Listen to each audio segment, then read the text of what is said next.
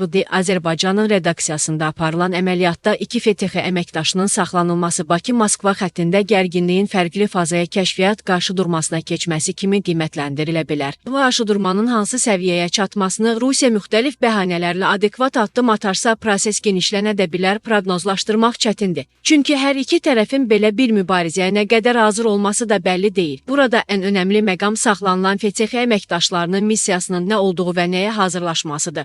Rusiya mediasının Bakı ofisində FTX əməkdaşının müxtəlif adlar altında işləməsi o qədər də təəccüblü deyil. Ancaq onların saxlanılmasına təkcə iki ölkə arasındakı mövcud qarşıdurmanın nəticəsi kimi yox, həm də bu qarşıdurmada hazırlanan mümkün təxribatların qarşısının alınması kimi də baxmaq olar. İstisna deyil ki, Bakıda FTX əməkdaşlarının təxribat planları bu informasiya müstəvisində də ola bilər də haqqda məlumat olub.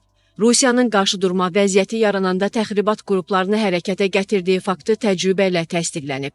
Kəskin dövrlərdən olan 2013-cü ildə Rusiya Azərbaycanın siyasi cəmiyyəsində təşkilatlanmanı təşkil etmək məqsədi ilə Bakıya xüsusi missionerlərini göndərmişdi. Əməkdaşlığa cəlb etmək istədikləri siyasi partiya liderlərindən biri təklifi qəbul etdikdən sonra müvafiq qurumlara bu haqda məlumat verməsi ilə plan ifşa olunur. Məndə olan məlumata görə missioneri iş başında internet klublarının birində Moskvaya məlumatları göndərdiyi vaxt həbs edirlər. Eyni təxribat ssenarilərinin yenidən tətbiqi istisna olunmamalıdır. İnformasiya müstəvisi də daxil olmaqla müxtəlif segmentlərdə ipuclarını tapmaq da mümkündür. FTX əməkdaşlarının saxlanılmasında Bakının Moskvaya geri çəkilməyəcəyi mesajı da yer alır.